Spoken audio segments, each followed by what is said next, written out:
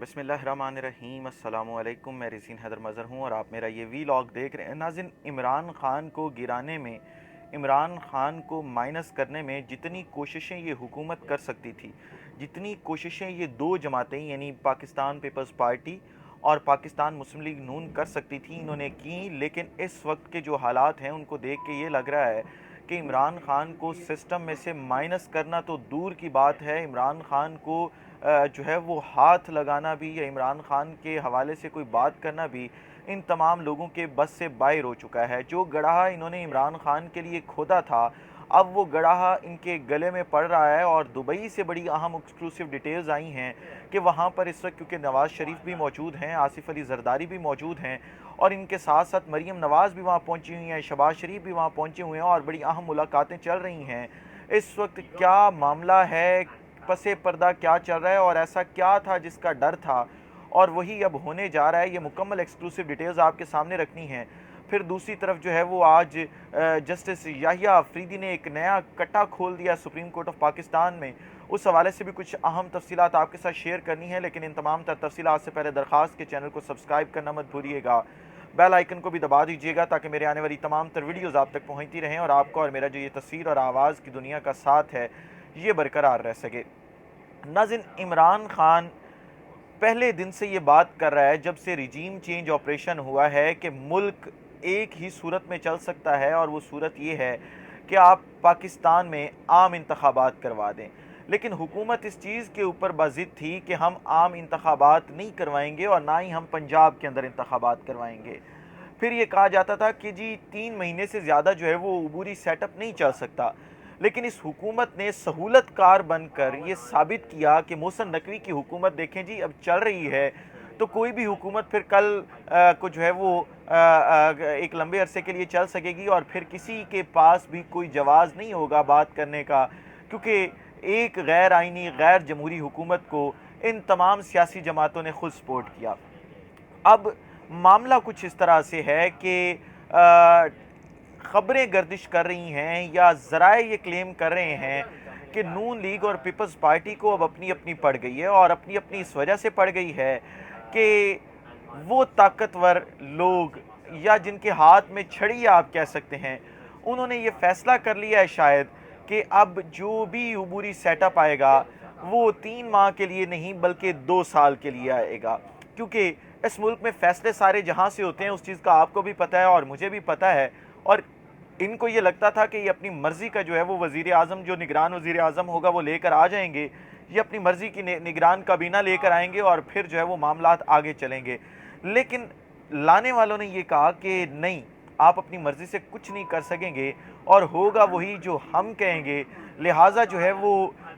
हम इस वक्त एक इंतखाबात के ज़रिए आने वाली हुकूमत को नहीं बल्कि एक टेक्नोक्रेट सेटअप को देख रहे हैं और एक टेक्नोक्रेट सेटअप लेकर आना चाहते हैं। और टेक्नोक्रेट सेटअप ही इस वक्त पाकिस्तान के अंदर जो मुआशी सूरत हाल है उससे पाकिस्तान को निकाल सकता है। लिहाजा आप खामोश होकर बैठ जाएं और आप बीच में कोई चून चरां जो है वो ना करें। जिसके बाद तमाम लोग जो है वो दुबई पहुंचे ताकि वहाँ पे मेल मुलाकातें हो सकें, इसके ऊपर अहम मीटिंग्स हो सकें। लेकिन अलमिया ये है कि जब जब अपना मफाद आया तब ये इस्टेब्लिशमेंट के पास गए, इस्टेब्लिशमेंट से अपने फ़वाइद हासिल किए। इमरान खान इन्हें उस वक्त भी कहता रहा कि आप सियासी लोग हैं, सियासी तरीके से बात करें, लोगों के कंधे पर बैठ कर या लोगों की गोदी में बैठ कर आना छोड़ दें। आप जो है वो अगर लोगों की गोदी में बैठ कर आएंगे तो फिर आपके लिए कल को मसाइल होंगे। अब वही तमाम के तमाम मसाइल जो हैं वो सामने आ रहे हैं। आप ज़रा ख़ुद अंदाज़ा लगा लें कि नवाज़ शरीफ इस वक्त जिनके भाई की हुकूमत है और उनकी जमात की हुकूमत है, वो एक लंबे अरसे से यानी 1.5 साल से ज़ायद हो चुका है अब कि नवाज़ शरीफ के छोटे भाई शहबाज शरीफ की हुकूमत है, लेकिन नवाज़ शरीफ वतन वापस नहीं आ पा रहा है। इसकी कोई तो वजह है, कोई तो ऐसा बैक एंड के ऊपर मामला चल रहा है कि नवाज़ शरीफ जो है वो वतन वापस नहीं आ पा रहे। हालांकि उनकी ख्वाहिश भी और जरदारी साहब भी ये चाहते हैं कि नवाज़ शरीफ वतन वापस आएँ ताकि पाकिस्तान के अंदर जो है वो इंतखाबात का माहौल बन सके, कैंपेन शुरू हो सके। लेकिन नवाज़ शरीफ बाहर बैठ कर ही सारे मामला चलाना चाहते हैं। लेकिन एट द एंड इस खबर का अगर मैं आपको बताऊं तो खबर ये है कि एक नई समरी आ चुकी है और वो समरी है 2 साल के लिए टेक्नोक्रेट सेटअप की, जिसके अंदर अब इन तमाम लोगों के हाथ भी कुछ नहीं आएगा, क्योंकि इनको लाने वालों को ये अंदाज़ा हो चुका है कि अगर इंतखाबात होते हैं तो ये कुछ नहीं कर पाएंगे और इमरान खान ज़ोर शोर से वापस आएगा। लिहाजा एक टेक्नोक्रेट सेटअप लेके आ जाएं और उस टेक्नोक्रेट सेटअप को 2 साल के लिए चलाएं। अब आप ये कहेंगे जी कि टेक्नोक्रेट सेटअप कैसे चल सकता है 2 साल के लिए? जिस तरह से मोहसिन नकवी की हुकूमत चल रही है इस वक्त पंजाब के अंदर, बिल्कुल इस तरह से ही एक टेक्नोक्रेट सेटअप जो है वो लॉन्च किया जाएगा और वो मामलात को जो है वो आगे लेकर चलेगा। दूसरी तरफ जो है वो अगर बात की जाए सुप्रीम कोर्ट ऑफ पाकिस्तान की, तो सुप्रीम कोर्ट ऑफ पाकिस्तान में आज एक नया तनाज़ा खड़ा हो गया। आपको याद होगा कि जस्टिस काजी फ़ाइज़ इसाद, जस्टिस तारिक मसूद, फिर जस्टिस मंसूर अली शाह और आज जस्टिस तारिक मसूद जो हैं, उन्होंने एक अहम ऐलान किया है, या आप कह सकते हैं कि इख्तलाफी नोट लिखा है। और इख्तलाफी नोट उन्होंने ये लिखा है कि एक ऐसा बेंच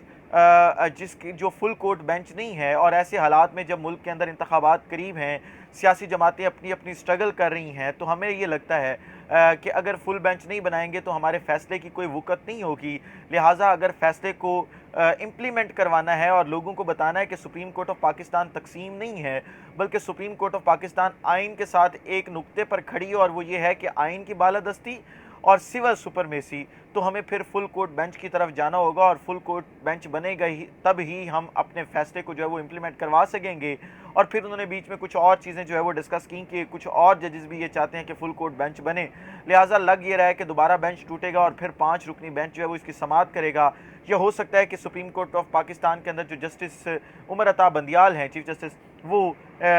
इसी बेंच के साथ इस समाअत को जो है वो आगे लेकर चलें और इनको और बेनकाब करें कि सुप्रीम कोर्ट ऑफ पाकिस्तान के फैसले जो है वो किस तरह से तस्लीम नहीं करते। दूसरी तरफ अली मोहम्मद ख़ान को आप ज़रा देख लें,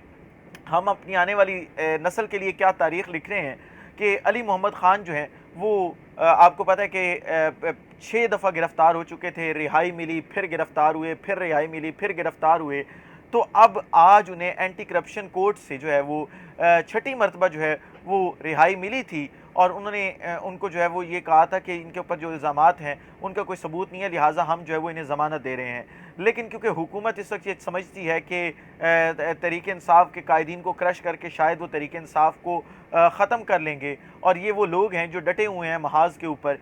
जो हथियार नहीं डाल रहे और जो प्रेस कॉन्फ्रेंस नहीं कर रहे और ना ही 9 मई के वाक़यात की मज़म्मत कर रहे हैं। हालांकि 9 मई के वाक़यात की मज़म्मत ये लोग भी कर रहे हैं, लेकिन जमात से अलहदगी क्योंकि अख्तियार नहीं कर रहे, लिहाजा जो है वो आज 7वीं दफ़ा अली मोहम्मद ख़ान को गिरफ़्तार किया गया। अच्छी तारीख़ लिख रहे हैं जी हम। मौरख़ जब भी लिखेगा जो है वो, मैं आपको एक बात बता दूँ,